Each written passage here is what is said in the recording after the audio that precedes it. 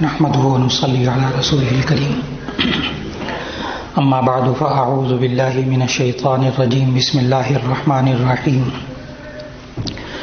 قالت يا أبت استأجر إن خير من استأجرت القوي الأمين صدق الله العظيم۔ اللہ رب العزت نے ہمیں زندگی کے ہر مرحلے کے لیے قرآن مجید میں ہدایات عطا فرمائی ہیں،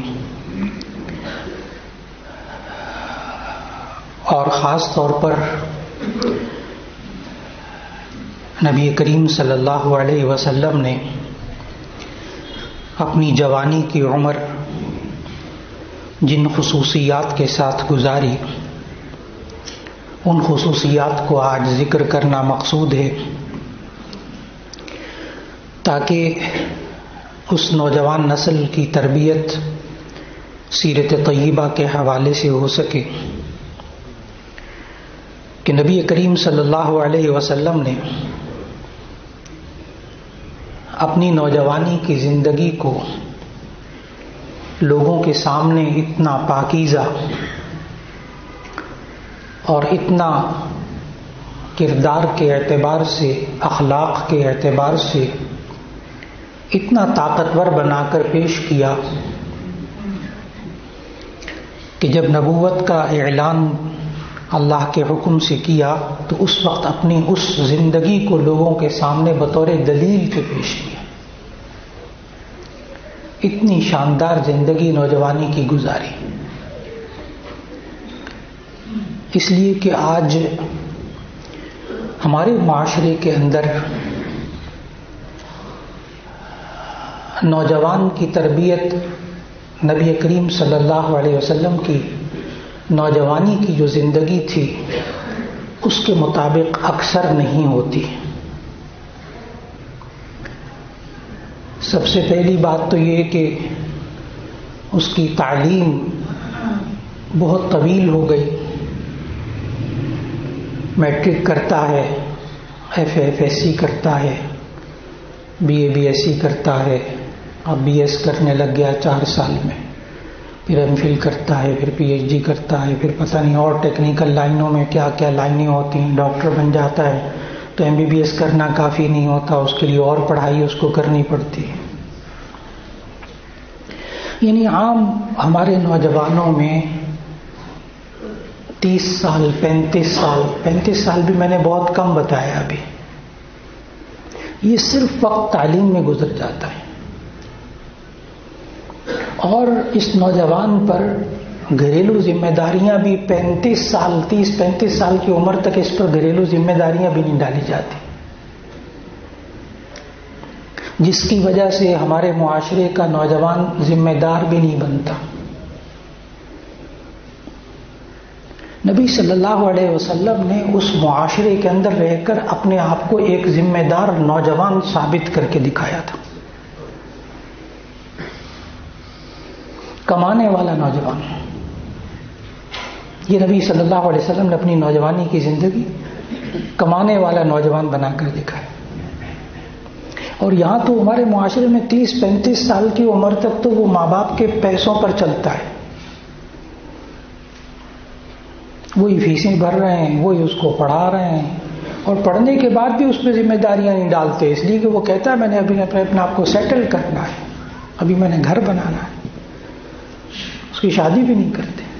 ابھی شادی والا مرحلہ تو بعد میں آئندہ ملاقاتوں میں اللہ نے زندگی دی تو حاضر ہوں گا، عرض کروں گا، ابھی تو صرف شادی سے پہلے کی زندگی کو میں عرض کرنا چاہ رہا ہوں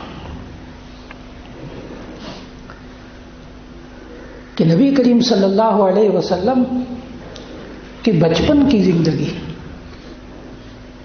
دادا کی وفات کے بعد اپنے چچا جناب ابو طالب کے پاس رہے، اور ابو طالب کے ساتھ انہوں نے یمن کے شام کے سفر کیے ہیں، تجارتی سفر چچا کے ساتھ، اور 20-25 سال کی عمر میں نبی صلی اللہ علیہ وسلم نے خود تجارتی سفر شروع کر دیے تھے، اور اپنے آپ کو اتنا اہم تاجر بنا لیا تھا ذریعہ معاش کے طور پر کہ حضرت خدیجہ رضی اللہ تعالی عنہا نے ان کی تجارت کو دیکھ کر، مکے کی مالدار بیوہ تاجرہ تھی، انہوں نے پیسہ دیا، مال دیا، آپ جا کر تجارت کیجیے۔ اس سے پہلے بھی تجارت کرتے تھے، اور پھر اپنا غلام میسرہ نام کا غلام بھی اپنا ساتھ کر دیا حضرت خدیجہ رضی اللہ تعالیٰ عنہ، تاکہ وہ دیکھتی رہیں کہ یہ کیسا کاروبار ہو رہا ہے۔ چنانچہ وہ نبی صلی اللہ علیہ وسلم نے اپنی جس دیانت کے ساتھ، جس مہارت کے ساتھ نفع کمایا، تجارت کی، اس نے آ کر رپورٹ دی گھر میں واپس حضرت خدیجہ رضی اللہ تعالیٰ عنہ کو۔ اس مالدار بیوہ تاجرہ کی طرف سے نکاح کا پیغام آیا۔ یہ نکاح، پہلی شادی نبی صلی اللہ علیہ وسلم کی اس طرح ہوئی۔ ابھی میں نے بہت مختصر کیا واقعے کو، اصل بات پر توجہ مرکوز کرنے کے لیے۔ پھر جب حرب فجار کا واقعہ ہوتا ہے، نوجوانی کے اندر ایک جنگ کا سامنا ہوتا ہے، اس میں شرکت کرتے ہیں اس معاشرے کے اندر۔ پھر حلف الفضول والا واقعہ جس میں معاہدہ کرنا پڑا، اس معاہدے کے بارے میں نبی صلی اللہ علیہ وسلم نبوت ملنے کے بعد بھی، صحاح ستہ کی حدیث ہے، نبی صلی اللہ علیہ وسلم فرماتے ہیں اگر مجھے سرخ اونٹ بھی اتنے دیے جاتے اب بھی مجھے اس سے زیادہ خوشی ہوتی کہ میں اس جیسا پھر معاہدہ کرتا۔ وہ امن کا معاہدہ تھا، حلف الفضول، اور اس امن کے معاہدے میں یہ نوجوان کے طور پر شریک ہوئے۔ ذمہ داریاں، معاشرے کا ایک ذمہ دار فرد، اور ہمارے ہاں جو ماں باپ ہوتے ہیں وہ بھی معاشرے کے اندر 30-35 سال کی عمر تک نوجوان کو بچہ ہی سمجھتے ہیں۔ ابھی یہ بچہ ہے، اب اس کے پڑھنے کے دن، 25-30 سال تو معمولی بات ہے نا، معمولی بات ہے۔ اور اس کے ساتھ ساتھ جو منفی پہلو ہیں وہ یہ ہے کہ فارغ وقت اس نوجوان کے پاس بے تحاشا، اور اس فارغ وقت کے اندر یہ نوجوان بالکل لا یعنی مشاغل میں اپنے آپ کو گزارتا ہے۔ ایک کھیل تفریح جس میں انسان کی جسمانی قوت حاصل ہوتی ہے، وہ تفریح بھی جائز ہے، وہ کھیل بھی جائز ہے، جس میں کوئی علمی فائدہ ہوتا ہو، کوئی جسمانی فائدہ ہوتا ہو۔ یہ تو معاشرے کا نوجوان اس وقت لا یعنی بے مقصد باتوں میں وقت گزار رہا ہے۔ اور اگر تعلیم بھی ہے تو ہمارے یہ الگ دو رائے ہیں کہ تعلیم کو روزگار کے ذریعے، روزگار کے لیے پڑھنا چاہیے نہیں پڑھنا چاہیے، دو رائے ہیں۔ تعلیم برائے روزگار یا تعلیم سے انسان بنتا ہے، یہ دو الگ بحثیں ہیں۔ جو بات میں عرض کر رہا ہوں وہ یہ کہ تعلیم جو کہ انسان کو انسان بناتی ہے وہ تو فرض اور واجب ہے انسان کی۔ دین کی تعلیم حاصل کرنا بھی فرض واجب ہے۔ تعلیم برائے روزگار بالکل کیجیے، لیکن ذمہ داریوں کے ساتھ، جس طرح نبی صلی اللہ علیہ وسلم، اور یہ ماں باپ کا فرض ہے کہ وہ ذمہ داری اس پر ڈالیں، ذمہ دار اس کو بنائیں، معاشرے کا ذمہ دار بنائیں، کچھ نہ کچھ ذمہ داریاں اس پر ڈالیں، یہاں تک کہ، اور یہی کام کا نوجوان ہوتا ہے جو شروع میں آیت پڑھی، اللہ نے تلاوت کی توفیق دی، اس سے یہ معلوم ہوتا ہے کہ نوجوان لڑکیاں کیسے نوجوان کو چاہتی ہیں۔ بہت عجیب سی بات ہے، اس آیت سے یہ معلوم ہوتا ہے کہ نوجوان لڑکی کے نزدیک نوجوان لڑکا کیسا ہونا چاہیے۔ اور دوسری بات اس آیت سے معلوم یہ ہوتی ہے کہ کام کا آدمی کون ہوتا ہے، کام کا نوجوان کون سا ہوتا ہے۔ وہ کنویں والا واقعہ ہوا، پانی نکالنے والا واقعہ ہوا، حضرت شعیب علیہ السلام کی بیٹیاں وہ گئیں، موسیٰ علیہ السلام نوجوان تھے اس وقت، نبوت ملنے سے پہلے کی یہ بات ہے۔ موسیٰ علیہ السلام نے تعاون کیا، تفصیلی واقعہ قرآن مجید میں۔ لیکن اس پانی کے واقعے کے بعد وہ جو ہے شعیب علیہ السلام کی نوجوان بیٹی اپنے ابا جی کے پاس گئی، اور جا کر جو اس نے جملہ کہا نا، وہ جملہ میں نے ابھی آیت شروع میں پڑھی۔ شعیب علیہ السلام کی بیٹی نے جا کر ابا جی سے کہا، آیت پڑھنے لگا، قالت یا ابت استاجر ان خیر من استاجرت القوی الامین. قالت، اس شعیب علیہ السلام کی بیٹی نے کہا، یا ابت استاجر، اے ابا جان اس کو اجرت پر رکھ لیں، اس کو کام پہ رکھ لیں. ان خیر من استاجرت القوی الامین، بے شک کام کا آدمی وہ ہوتا ہے جو طاقتور ہو اور امانت دار ہو. بس کام کا آدمی کون ہوتا ہے؟ کام کا نوجوان. آدمی کی بجائے میں نوجوان کہوں گا. موسیٰ علیہ السلام بھی نوجوان، اور اس شعیب علیہ السلام کی پاکیزہ بیٹی نے اپنے نبی باپ سے جا کر کیا کہا؟ اے بجن اس کو کام پر رکھ لیجئے. ان خیر من استاجرت القوی الامین، کہ کام کا بندہ وہ ہوتا ہے جو کہ طاقتور ہو، امانت دار ہو.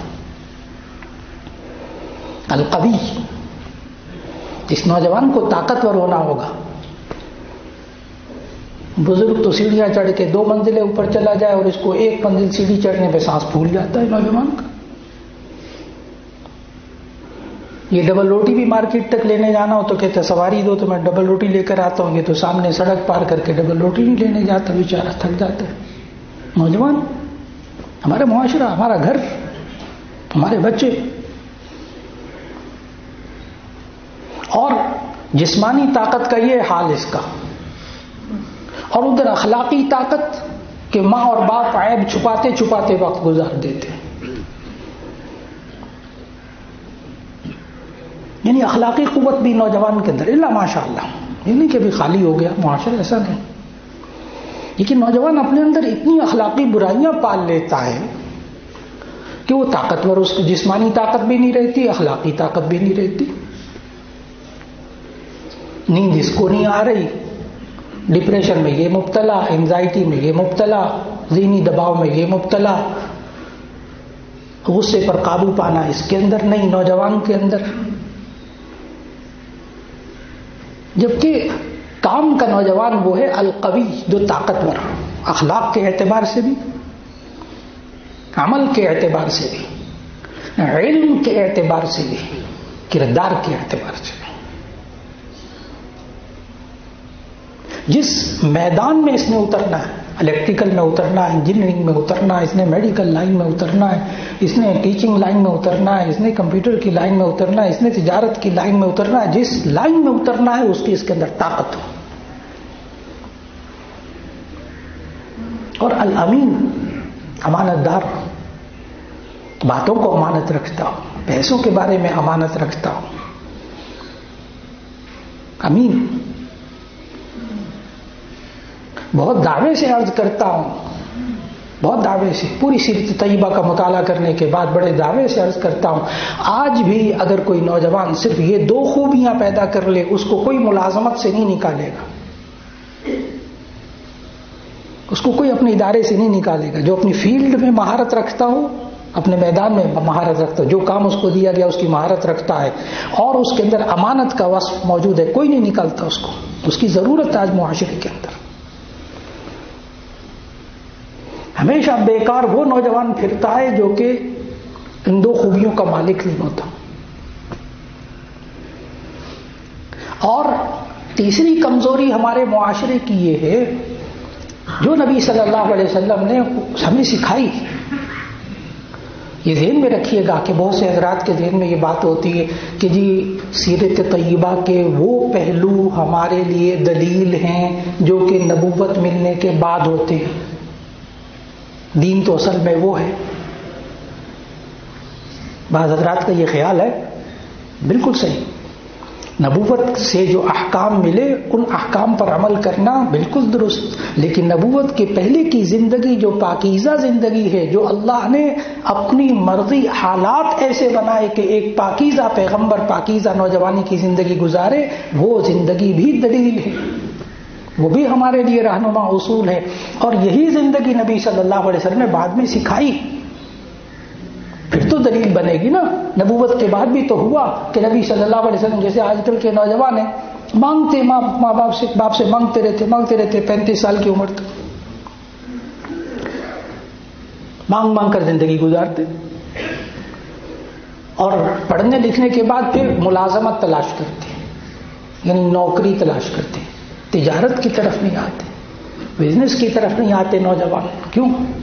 اس میں ذمہ داری اٹھانی پڑتی ہے، اس میں رسک لینا پڑتا ہے، اور کوئی وجہ نہیں، اس میں رسک لینا پڑتا ہے. تجارت میں ہوتا ہی رسک ہے، تجارت میں ہوتا ہی خطرہ ہے. نبی صلی اللہ علیہ وسلم کے سامنے بھی ایک جو آتا تھا مانگنے کے لیے آتا تھا، کوئی سوال کرتا تھا، نبی صلی اللہ علیہ وسلم اس کو خوب عطا فرماتے تھے. یہ بات درست بھرا پڑے سیرت طیبہ. لیکن وہ بھی تو ہوا کہ جب ایک صاحب تشریف لائے نبی صلی اللہ علیہ وسلم کے پاس اور مانگا، کچھ پیسے مانگے. نبی صلی اللہ علیہ وسلم نے پوچھا اچھا تمہارے پاس ہے کیا؟ کہنے لگے جی ایک کمبل پرانا، ایک کمبل ہے اور ایک پیالہ ہے. صحیح ستہ کی حدیث سنانے لگا. ایک کمبل ہے اور ایک پیالہ ہے. نبی صلی اللہ علیہ وسلم نے فرمایا لے آؤ. وہ لے آئے. نبی صلی اللہ علیہ وسلم نے ان دونوں کو نیلام کیا، صحابہ میں نیلام کیا کون کتنے پیسے دے گا. 2 درہم ملے، ایک پیالے اور ایک کمبل کے 2 درہم. نبی صلی اللہ علیہ وسلم نے 1 درہم کہا جاؤ اس سے کھانا پینا کرو، کھا پی لو تھوڑا سا، اور یہ 1 درہم کا کلہاڑا لے کر آؤ. وہ کلہاڑا لے کر آئے، لوہے والا حصہ اور لکڑی والا حصہ. نبی صلی اللہ علیہ وسلم نے خود نبی صلی اللہ علیہ وسلم نے وہ لکڑی اس کلہاڑی لوہے والے حصے میں ٹھوکی، خود گاڑی، خود فٹ کیا. لیکن بڑے لوگ اس طرح رہنمائی کرتے ہیں بزرگ معاشرے کی نوجوانوں کے لیے. کہا جاؤ اب جا کر لکڑیاں کاٹو، بیچو، تجارت کرو، محنت کرو. چند دن بعد ملاقات ہوئی. نبی صلی اللہ علیہ وسلم نے پوچھا سناؤ کیا حال ہے؟ کہنے کہ اللہ کا شکر ہے، اللہ کا شکر ہے، پیسے بھی ہیں میرے پاس، کھانا پینا بھی ہو جاتا ہے.